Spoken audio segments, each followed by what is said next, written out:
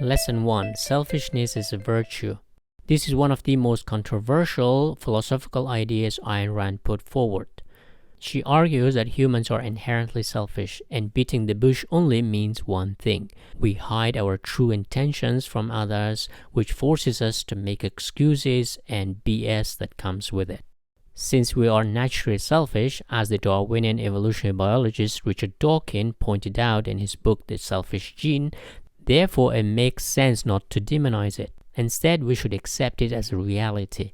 Ayn Rand argues that even love is selfish. She famously said in an interview that her love for her husband was selfish because she got something out of the relationship. We don't love our partner because we are altruistic. We love them because the other person has some values or virtues that benefit us in some way. Published in 1964, The Virtue of Selfishness is a collection of philosophical essays by Ayn Rand and Nathaniel Brandinin, in which they put forward moral egoism as a philosophical foundation of human society. So what Ayn Rand articulates is that we all want to be happy and have a fulfilling life. And not just that, we're extremely selfish in our pursuit of happiness. By making selfishness a virtue, we become more transparent in society, and now nobody can hide behind a mask of altruism or virtue signal anymore to deceive others of their true selfish intentions. Rand's ethical egoism is centered on the idea that we should rationally seek our happiness and self-interest, not the collective interest of our tribe or group. Individuals, she says, should live for himself or herself, not sacrificing themselves for other people. Altruism promises self-sacrifice, like soldiers dying for their leaders without considering their own life's goals and happiness. We can no longer hide behind some tribal or ideological wall. But Ayn Rand argues that we cannot be selfish without also being rational.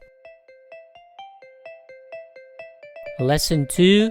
Reason is the only solid doctrine. Many people characterize Ayn Rand's selfish philosophy as a recipe for chaos, as everyone wants what is best for them. Therefore, you cannot have a coherent social fabric anymore. Throughout history, most societies were created around religious doctrines or equality, altruism, superstition, etc. But Rand rejected religions and ideologies. So how do you organize a society when faith or ideology or myths no longer play a role? She offered rationality as the best foundation for a robust society. Why? Because reason is universal, while faith, whims, emotions, etc. are subjective. Rand argues that reason alone can guide us in life. So our perception of reality should be based purely on reason, not biological instinct or emotions, intuitions, or religious revelations. You have to be rationally awake all the time.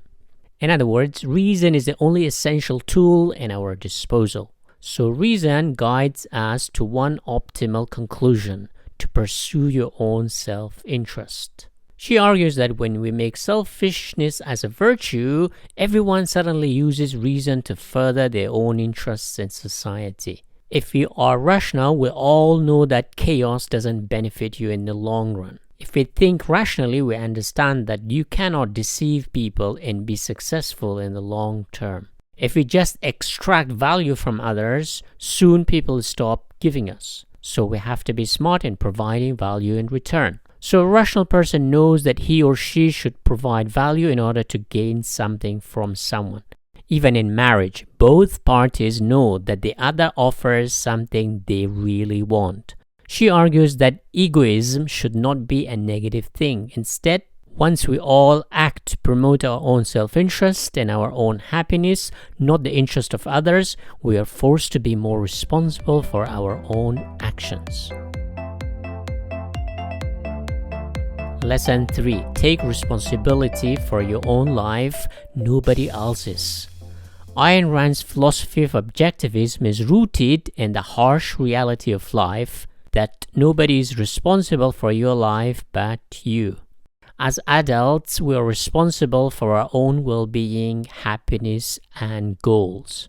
When you are on a plane, the rule is fasten your own seatbelt first before you can help others. It's the old saying that nobody can make you happy except yourself. We make choices in life, and those choices have consequences. Ayn Rand's philosophy is that we cannot claim to be victims because we are responsible for the choices we make in life. Life is an uneven path with ups and downs, struggles, trials, and tribulations. Therefore, we should not rely on others to make those choices for us. As responsible, rational beings, we have to take accountability for our own choices and actions. Once we take responsibility for our own life and happiness, we become more creative and productive. So Rand's moral egoism makes us more productive as we have to provide value in order to extract value from others. Lesson 4. Happiness comes from creativity and productivity. Life's journey is a cliche, but it's true. We all want to be happy, often without doing anything. Rand argues that the true happiness we drive is through our creativity and productivity. The happiest people are also hardworking and creative people. We should drive pleasure not from indulging ourselves, but creating values to exchange with others. Ayn Rand uses Adam Smith's value exchange market capitalism as the best system that allows us to flourish by becoming competent. Adam Smith had argued centuries before, in which each individual is like a shop front. You sell your products, skills, creativity, and in return you buy things you need or want. In other words, equal values are exchanged, which promotes more productivity and more creativity. Under the free market, the right to private property is protected. While under communism or any other forms of collectivism, individuals have little incentive to work hard and be creative because they have no say in how their products are exchanged. This was depicted in her novel Atlas Shrugged, in which the creative and productive people go on strike that cripples the economy. So for her, an ideal man is someone who goes against the grain in his attempt to innovate and create, which should make him happy in the long run. Lesson 5. Break boundaries. Ayn Rand was a rebel. She wrote about things that were not popular. She talked about selfishness, atheism, ideal man, etc. that made her very unpopular, especially among the left. But she refused to bow to pressure because she was fiercely against conventional thinking. In her novel, The Fountainhead, she attacks conformity as a kind of sheep mentality of following others and not having original ideas.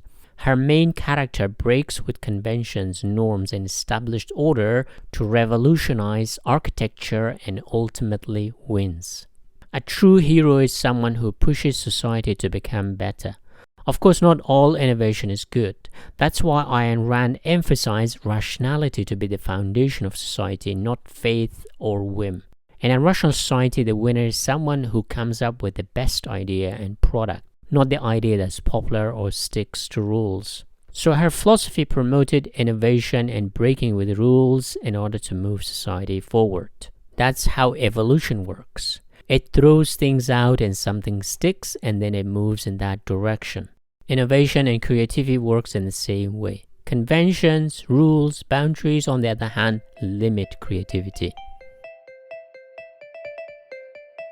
Lesson 6. Life is a heroic journey. Romanticism as a movement began in Europe in the 18th century and the 19th century against the overemphasis on industries and the rational science of humanism dominating social changes. Unlike the humanists, romanticists wanted a return to nature and free human expression. While universal humanism, through the industrialization and urbanization, focused on conformity, predictability, and safety, and romantics were more focused on creativity, honor, courage, and bravery. Ayn Rand agreed with the romantics as an artistic movement that pushed boundaries. Published in 1969, the Romantic Manifesto is a collection of philosophical essays in which Ayn Rand argues that a piece of art is inherently tied to the values and characteristics of the artists who created it and the viewer who views it. In other words, both the artist and the viewer add adds a piece of their own value in the piece of art. So art cannot be objective. The artist creates it based on his own values, and the audience enjoys it based on their values. At the base of her argument, Rand asserts that one cannot create art without infusing a given work with one's own value judgments and personal philosophy. Even if the artist attempts to withhold moral overtones, the work becomes tinged with a deterministic or naturalistic message. The next logical step for Rand's argument is that the audience of any particular work cannot help but some way with some sense of philosophical message colored by his own or her own personal values, ingrained in their psyche, or whatever degree of emotional impact the work holds for them. In the book, she also defends Romanticism as an art as a raw and natural approach to creativity. As a result, she argues that life is meant to be a heroic journey. She says, quote, "The concept of a man as a heroic being with his own happiness as the moral purpose of his life, with productive achievement as his noblest activity, and reason as his only absolute." Lesson 7. Passion really motivates us. While Rand only saw reason as absolute, human history has shown us that that's not always the case. Humans are driven by passion more than reason. If you explain life crudely, we're here to survive and have babies. Sure, it's rational to pass on your genes to the next generation, and that's why the urge to have sex is extremely strong in us. While Ayn Rand articulates that when it comes to organizing society and how an individual navigates society, reason is our best weapon. When reason goes out of the window, problems occur. However, human passion, which often goes against rationality, is one of the biggest motivators of human behavior. We fall in love not because we are rational. We sometimes choose mates not because we use reason and logic. We fall in love, which means we give up control to passion, urges, and emotions. Our emotions and whims come and go while reason is solid.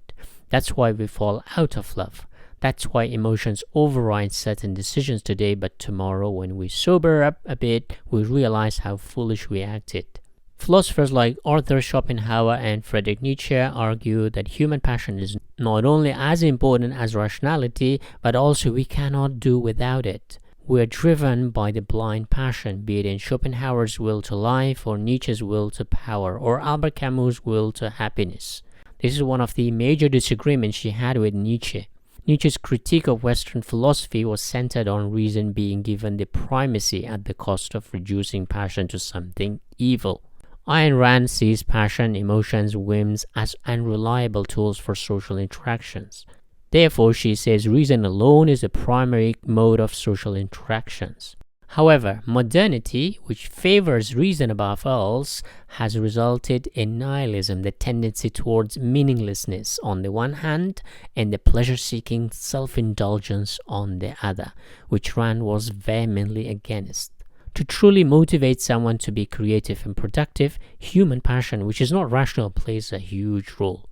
For instance, if you want to recruit soldiers, paying them money can be a motivator, but nothing can replace the idea of making it a noble cause, or fighting for good against evil, or the idea of sacrifice, all of which are not strictly rational. The most successful empires have not used reason to unite, but used religions, myths, stories, and good and evil division to unite people and recruit soldiers to defend it. One can admire Ayn Rand's honesty in admitting that we are ultimately selfish creatures, and there's no point in denying that. Today, a lot of ruthless people hide behind the mask of altruism to virtue signal certain moral outrages in society. But in reality, they are nothing but selfish people benefiting from their fake selflessness. Ayn Rand exposes us all, saying that let's not pretend we really care about others when we all care about ourselves. But the problem is that nothing is really black and white in society. Humans are great at learning and adapting to new situations. Even if you are put in heaven, we might find ways to get out of it. Oh, hang on a minute. We have already done that according to the Bible. So Ayn Rand says the sooner we accept that we are selfish animals, the easier it is for us to unmask ourselves and be less hypocritical about things. We must accept reality and use reason to organize everything in society. Some argue that we are heading towards a fully rational society in which we become more like robots, which is the extreme of rationality of 2 + 2 = 4. This was precisely what Dostoevsky was warning us against 150 years ago. To understand Dostoevsky's philosophy, watch this video. Thank you for watching.